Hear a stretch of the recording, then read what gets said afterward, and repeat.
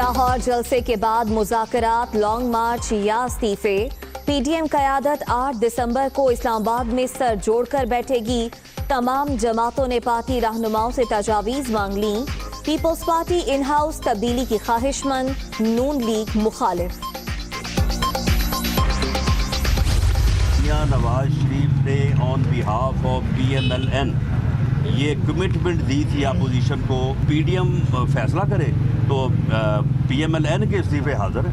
ये मीनारे पाकिस्तान भी भरेगा और इमरान नियाजी साहब ये सुन लें, 2.5 साल ये कहते रहे कि मैं किसी को नहीं छोड़ूंगा। इमरान नियाजी साहब हम आपको नहीं छोड़ेंगे। मीनारे पाकिस्तान का जलसा, हुकूमत के खिलाफ अवामी रेफरेंडम। पीडीएम असेंबलियों से मुस्ताफी होने का फैसला करे, हमारे इस्तीफे हाजिर हैं। अब अपोजिशन इमरान नियाजी को नहीं छोड़ेगी, लीगी रहनुमा राना सनाउल्लाह की ललकार।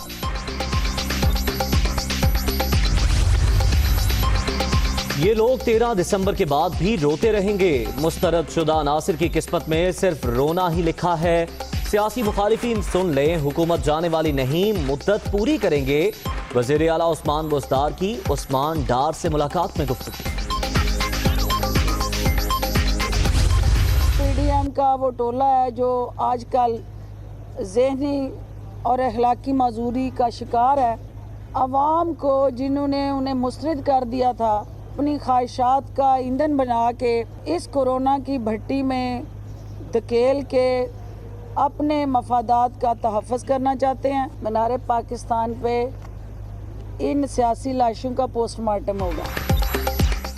वज़ीर आज़म को घर भेजने के बाद ज़हनी माजूरी की बड़ी निशानी। मीनारे पाकिस्तान पर सियासी लाशों का पोस्टमार्टम होगा। अपोजिशन अवाम को अपनी ख्वाहिशात का ईंधन बनाना चाहती है। पीडीएम का टोला इंसानियत के लिए खतरा बन चुका। फिरदौस आशिक आवान। फिरदौस आशिक आवान की जोर आजमाई, मुक्का मारकर टाइलें तोड़ी। पीडीएम को जहन में रखकर मुक्का मारा, सियासी मुखालिफिन किरची किरची हो गए। मुआवने खुसूसी।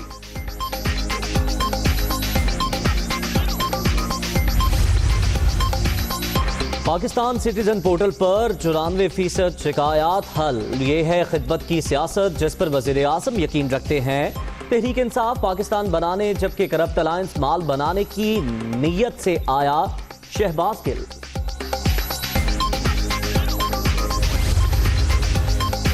वर्ल्ड क्लाइमेट एक्शन समिट 12 दिसंबर को बरतानिया में शेड्यूल। वज़ीर आज़म ने वीडियो लिंक के जरिए खिताब की दावत कबूल कर ली। इमरान खान पाकिस्तान की माहौल दोस्त पॉलिसीज को उजागर करेंगे।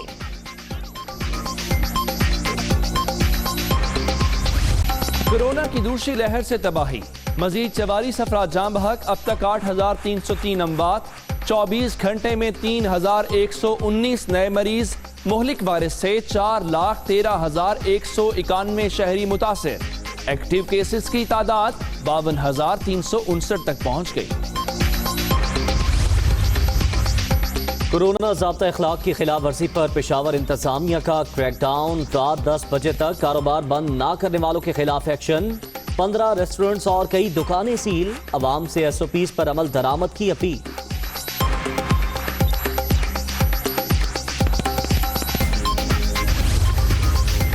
कोरोना की दूसरी लहर, सियासी जलसों पर पाबंदी और दीगर हिफाजती इक़दामात के लिए दरख्वास्त दायर। वबा शिद्दत से फैल रही है, इज्तिमात पर पाबंदी लगाई जाए। दरख्वास्त गुजार की लाहौर हाई कोर्ट से इस्तदा।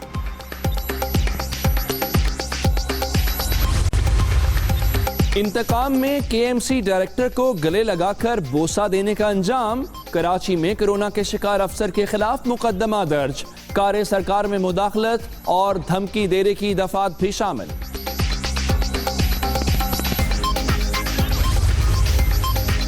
मुस्तफा कमाल के खिलाफ प्लॉटों की गैर कानूनी अलॉटमेंट का रेफरेंस। प्रोसिक्यूशन ने कोरोना पॉजिटिव मरीज बतौर गवाह पेश कर दिया।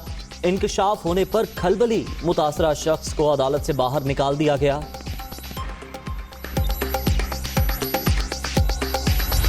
आपको सिर्फ याद दिलाना चाहता हूं कि आप ही वजीर आजम हैं। पाकिस्तान के लोगों को के लिए इनकलाब बर्पा करने का जो सुनहरी ख्वाब दिखा रहे हैं, इसको अमली जामा किसने पहनाना है? पाकिस्तान में बल्दियाती जमहूरी निज़ाम के हवाले से डिक्टेटरशिप है, यहाँ पर जमहूरी मार्शल लॉ है।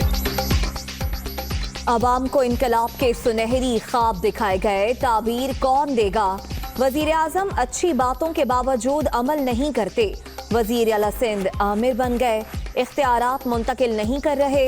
मकामी हुकूमतों के निज़ाम पर शब खून मारा गया।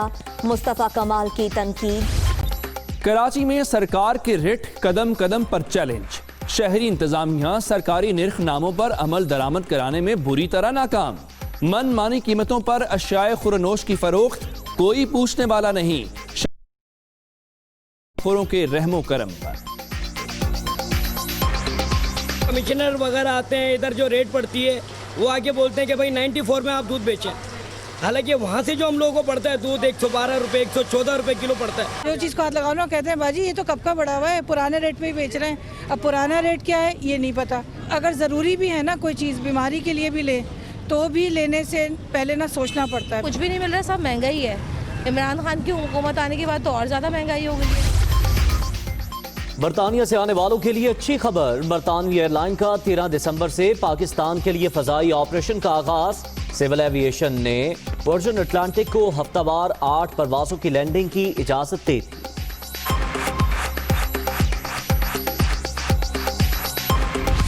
पीडीएम का सरबराही इजलास 8 दिसंबर को इस्लामाबाद में तलब कर लिया गया है और आइंदा के लाहेअमल पर मुशावरत होगी। पीडीएम ने आइंदा का मुश्तरका लाहेअमल तय करने के लिए 8 दिसंबर को इस्लामाबाद में इजलास तलब कर लिया है। मुस्लिम लीग नून, पीपल्स पार्टी और JUF समेत दीगर जमातों के सरबराहान ने 8 दिसंबर के इजलास के लिए पार्टी रहनुमाओं से तजावीज़ तलब की हैं। इजलास में लॉन्ग मार्च, इस्तीफे या दीगर ऑप्शंस पर गौर किया जाएगा। मुस्लिम लीग नून के रहनुमा राना सनाउल्लाह का कहना है कि अवाम लाहौर में पीडीएम से इजहार यकजहती करेंगे। मीनार पाकिस्तान ग्राउंड भरेगा। इमरान खान कहते हैं अपोजिशन को नहीं छोड़ूंगा, अब हम इन्हें नहीं छोड़ेंगे। पीडीएम असम्बलियों से इस्तीफा देने का फैसला करे, हमारे इस्तीफे हाजिर हैं। वो लाहौर में मीडिया से गुफ्तगू कर रहे थे। अपोजिशन की इस तहरीक के साथ अजहारे जो है वो यकजहती करेंगे। ये मीनार पाकिस्तान भी भरेगा और इमरान नियाजी साहब ये सुन लें, वो 2.5 साल ये कहते रहे कि मैं किसी को नहीं छोड़ूंगा। इमरान नियाजी साहब हम आपको नहीं छोड़ेंगे। आप जिधर मर्जी दौड़ें, जिधर मर्जी छुपें, कोरोना के पीछे छुपें और कहीं चले जाएं, हम आपको बिल्कुल नहीं छोड़ेंगे। आपको जेल भेजेंगे और जेल में आपको हर चीज़ मुहैया करेंगे। मियां नवाज शरीफ ने ऑन बिहाफ ऑफ PMLN ये कमिटमेंट दी थी अपोजिशन को कि जी पाकिस्तान मुस्लिम लीग नून के तमाम पार्लियामेंटेरियन जो हैं वो इस्तीफ़े देने के लिए तैयार हैं। जब आप फैसला करें तो हमारे इस्तीफ़े जो हैं वो हाज़िर होंगे। अब पीडीएम फैसला करे तो PMLN के इस्तीफ़े हाज़िर हैं। आपको बराह रास्त कराची लिए चलेंगे, जहां वजीर तालीम सिंध सईद गनी प्रेस कॉन्फ्रेंस कर रहे हैं। कर लेते तो हम अपने मुल्क में बिजली भी सस्ती पैदा कर सकते थे, जो हमने नहीं की।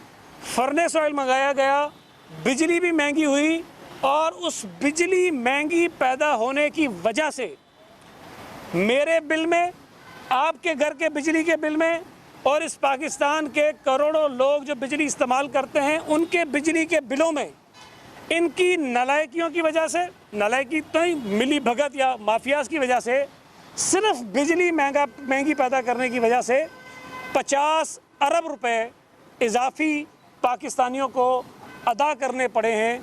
अगर ये बिजली LNG से पैदा करते तो 50 अरब रुपए पाकिस्तानियों पर बोझ नहीं पड़ता। इन्होंने LNG नहीं मंगवाई, फर्नेस ऑयल मंगवाया और फर्नेस ऑयल की वजह से बिजली महंगी हुई और वो हम और आप अपने हर महीने आता है ना फ्यूल एडजस्टमेंट चार्जेस आपके बिलों में लग के, उसकी मद में 50 अरब रुपए पाकिस्तानी देंगे।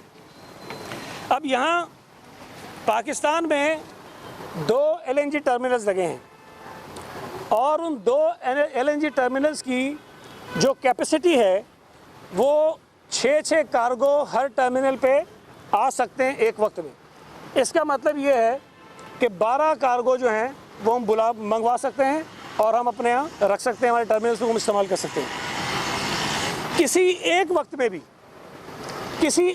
में भी इन्होंने ये पूरे नहीं मंगाए और एक वक्त उन्होंने कहा, किसी ने कि जी पूछा गया कि क्यों नहीं मंगाए, तो फरमाते हैं कि जी हमारे यहाँ स्टोरेज की गुंजाइश नहीं थी। स्टोरेज तो हम बता रहे हैं कि आपके पास है, और रिकॉर्ड हमारे पास मौजूद है, पेपर मेरे पास बहुत सारे हैं कि ये किस तरह से गलत बयानियाँ करते रहे। एक चीज़ और कि इनके मुख्तलिफ लोग 122 अरब रुपए का नुकसान है जो हम बता रहे हैं कि 2018 से शुरू होता है 2020 तक, अभी तक 122 अरब रुपए का ये नुकसान कर चुके हैं। और ये कहते हैं नुकसान तो नहीं, डाका मार चुके हैं, हम पर आप पर बोझ डाल चुके हैं, पाकिस्तान की मईशत पर बोझ डाल चुके हैं, पाकिस्तान के ख़जाने पे ये बोझ डाल चुके हैं। इनके लोग कहते हैं जी 122 तो है ही नहीं। जो ब्रेकअप है, इन्होंने 2018 में भी इस तरह की हरकत की, बहरान पैदा हुआ, और LNG के ऑर्डर्स इन्होंने देर से किए, उसकी वजह से 10 अरब रुपए का इजाफी बोझ पाकिस्तान के ख़जाने पर पड़ा। फिर अच्छा, मज़े की बात है, 2018 में इन्होंने ताख़ीर से ऑर्डर्स किए और उसका नुकसान हुआ।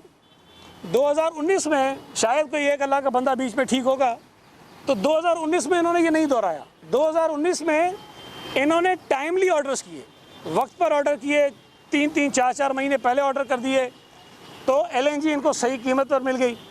लेकिन 2020 में आकर दोबारा वो 2018 वाली कहानी दोहराते हैं, 2019 वाली नहीं दोहराते, और अब आकर कहते हैं कि जी हमने तो जो है वो ऑर्डर हम करते ही नहीं है पहले, और ये तो बस इसी तरह से होते रहें।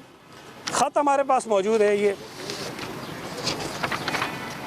ये पाकिस्तान LNG लिमिटेड कंपनी एक है जो ये इंपोर्ट करती है LNG को, और वो मुख्तलिफ़ औकात में खतूत लिखते हैं, SNGPL को लिखते हैं जो ज़ाहिर है कि इस्तेमाल करती है इनकी। ये जो हमारा पावर डिवीज़न है, पेट्रोलियम डिवीज़न है, उसको लिखते हैं कि जी आप बताइए कि आपकी रिक्वायरमेंट क्या है ताकि हम इंपोर्ट के ऑर्डर प्लेस करें।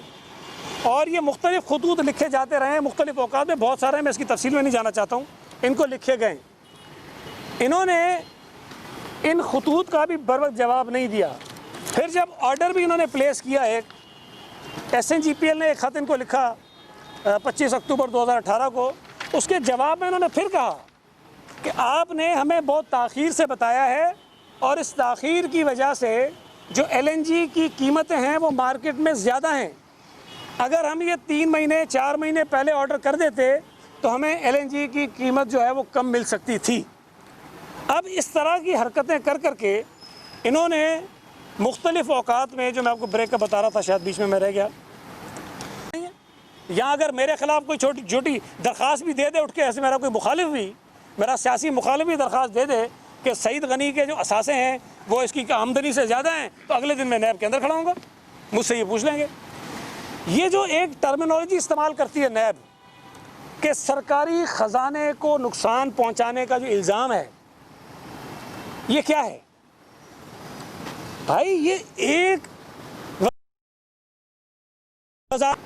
गलत फैसले करके सरकारी ख़जाने को 122 अरब रुपए का नुकसान पहुंचाया है।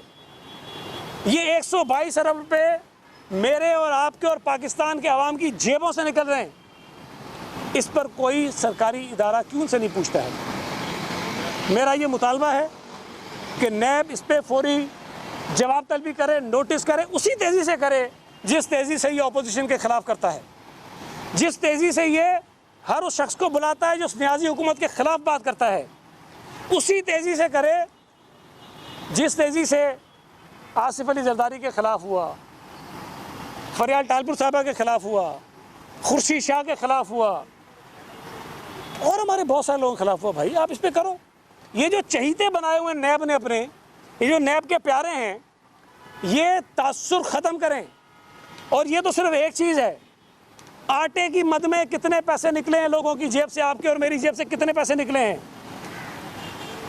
चीनी की मद में कितने पैसे निकले हैं? चीनी की कमीशन खुद बनाया था इन्होंने, उसकी रिपोर्ट आई हुई है, उसमें पता चला है कि कैसे हुआ है। गंदम की इन्होंने रिपोर्ट ली है, उसमें इनके अपने नाम आते हैं, इमरान खान का नाम है, बुज़दार का नाम है, हफीज़ शेख का नाम है, असद उमर का नाम है, उनमें से किसी को नहीं पूछते।